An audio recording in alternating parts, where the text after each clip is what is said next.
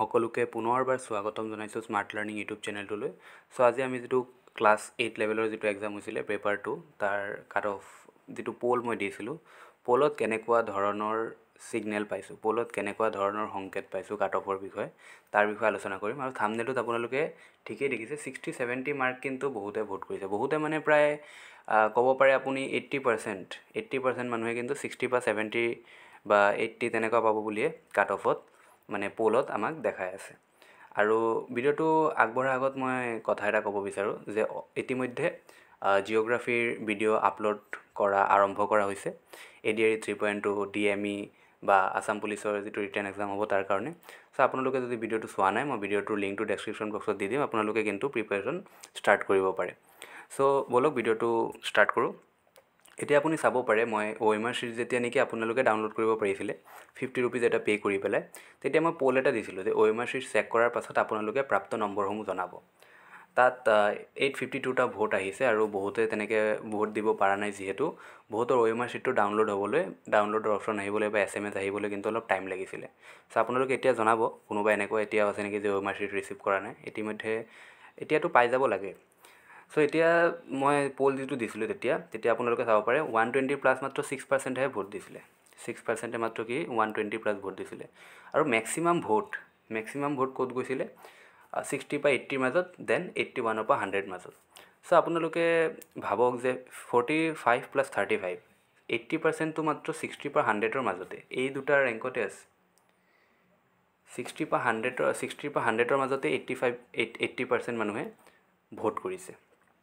আৰু তাৰ পাছত 13% আপোনালোকে চাব পাৰে 101ৰ পৰা 120, আৰু 120 প্লাছ বহুত কম 6%। আৰু এইটো এনচাৰ কি প্ৰকাশ পোৱাৰ আগৰ কাট অফ, যেতিয়া নেকি এনচাৰ কি প্ৰকাশ পাইছে আৰু মই পল এটা দিছিলোঁ যে পেপাৰ 2 যিটো আছিলে ক্লাছ 8 লেভেলত, তাত আপোনালোকে কিমান পাব, মাৰ্কসমূহ জনাব, নম্বৰসমূহ জনাব, তেতিয়া আৰু আচৰিত মানে পলত দেখা গৈছে। নেক্সট পলটো মই আপোনালোকক দেখাই আছোঁ এতিয়া। নেক্সট পলটোত কি হ'ল যে মই সুধিছিলোঁ পেপাৰ 2 ক্লাছ 8 লেভেলত কিমান পাইছে আপোনালোকে বা কিমান পাইছে জনাব। দেন আপোনালোকে চাব পাৰে যে 60 পৰা 80 45%, 60 পৰা 80 45%। OMR শ্বীট যেতিয়া প্ৰকাশ পাইছিলে, যেতিয়া পল দিছিলোঁ তেতিয়াও 45% আছিলে, তেতিয়াও 45%। কিন্তু 80 পৰা 100 40%, তাত 35% আছিলে, ইয়াত 40%। এই দুটা প্লাছ কৰি ইয়াতো 85% আমাৰ হৈ গ'ল। বাকী থাকিল মাত্ৰ 15%। তাৰে ভিতৰত 101ৰ পৰা 120 মাজত 12%এ ভোট কৰিছে আৰু 120 প্লাছ 3%এ ভোট কৰিছে। দেন আপোনালোকে ভাবক যদি 500 মানুহে ভোট কৰিছে, 500ৰ 3%, মাত্ৰ 15জন মানুহে কৈ আছে যে 120 প্লাছ পাব। ঠিক আছে, এই দুটা পল চোৱাৰ পাছত আজি মই অনেষ্টলি আপোনালোকক সুধিছোঁ যে নিজৰ মতামত জনাব যে কাট অফটো কিমান যাব পাৰে, এক্সপেক্টেড কাট অফটো আপোনালোকৰ মতে কিমান হ'ব পাৰে। মোৰ মতেতো আপোনালোকে যদি কোনোবাই 70 75 65 80 পাইছে, তেনেকুৱা যদি মাৰ্ক পাইছে, আপোনালোকে ভাইভাৰ কাৰণে প্ৰিপেৰেশ্যন ষ্টাৰ্ট কৰক এতিয়াৰ পৰাই, এজ চুন এজ পচিবল, যিমান সোনকালে আপোনালোকে পাৰে ভাইভাৰ কাৰণে প্ৰিপেৰেশ্যন ষ্টাৰ্ট কৰক। এতিয়া কথাটো হ'ল ভাইভাৰ কাৰণে যে প্ৰিপেৰেশ্যন ষ্টাৰ্ট কৰিব, কি ধৰণে প্ৰিপেৰেশ্যন ষ্টাৰ্ট কৰিব লাগিব, কেনেকুৱা পদক্ষেপ আপোনালোকে ল'ব লাগিব, কি ভুল আপোনালোকে কৰিব নোৱাৰিব, সেইবিলাকৰ ওপৰতো সোনকালে এটা ভিডিঅ' অনা হ'ব। আৰু এটা এনচাৰ দিব বিচাৰোঁ, বহুতে সুধি আছিলে যে যিটো ভাইভাৰ মাৰ্ক, সেইটো বহুতে কৈ আছে কি ভাইভাটো 15 মাৰ্কৰে হ'বনে নে আগৰবাৰৰ নিচিনা 5 মাৰ্কৰে হ'ব, সেইটো কিন্তু কোনো অফিচিয়েল নটিফিকেশ্যন এতিয়ালৈকে অহা নাই। চ' আপোনালোকে চাওক 5 মাৰ্ক এটাও বহুত বেছি ইম্পৰ্টেণ্ট হ'ব পাৰে। ধৰক কোনোবাই কাট অফ গৈছে, মই ধৰি লৈছোঁ আপোনালোকৰ কাট অফ গৈছে 75 আৰু কোনোবাই পাইছে 80, তাকো ভাইভাত মাতিব আৰু 75 পোৱাজনকো মাতিব, বা 77 কোনোবাই পাইছে আৰু 75 কোনোবাই পাইছে। চ' 77 পোৱাজনে যদি 3 মাৰ্ক পায় ভাইভাত, তেওঁ 80 হৈ যাব স্ক'ৰ, আৰু 75 পোৱাজনে যদি 5 মাৰ্কো পায় ভাইভাত, দেন তাৰো স্ক'ৰ কিমান হ'ব, 80 হ'ব। চ' ৰিটেনত এটা ডাঙৰ ৰোল প্লে' কৰে ৰিটেনে, যিটো আমাৰ ফাইনেল চিলেকশ্যন, তাত ৰিটেনৰ বহুত ডাঙৰ ভূমিকা থাকে। কিন্তু আপোনালোকে ভাবি লওক, বাই চান্স যদি ভাইভাটো সঁচাকৈ 15 মাৰ্কৰ হৈ যায়, দেন কিমান বেছি প্ৰভাৱ পেলাব পাৰে। আৰু 15 মাৰ্কৰ হ'লে কিন্তু ভাইভাটো কিন্তু আগৰবাৰতকৈ অলপ জটিল হ'ব। 15 মাৰ্ক এনেই দি নিদিয়ে।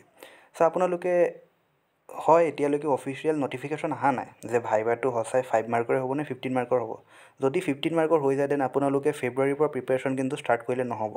প্ৰিপেৰেশ্যনটো মই সেইকাৰণে কৈ আছোঁ, মই প্ৰতিটো ভিডিঅ'তে সেইটো কথা কৈছোঁ যে প্ৰিপেৰেশ্যনটো কিন্তু আপোনালোকে এতিয়াৰ পৰাই মানে ভাইভাৰ কাৰণে সাজু হ'ব লাগিব।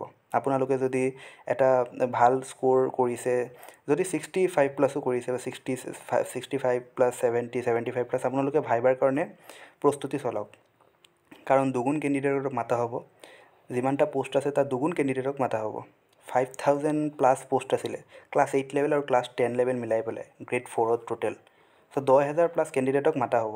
চ' আপোনালোকৰ চান্স আছে, আপোনালোকে ভাইভা যাব পাৰে। কিন্তু যদি ভাইভা যদি আপোনালোকৰ 15 মাৰ্কৰ হয়, দেন ভাইভা কিন্তু এটা গুৰুত্বপূৰ্ণ ৰ'ল প্লে' কৰিব।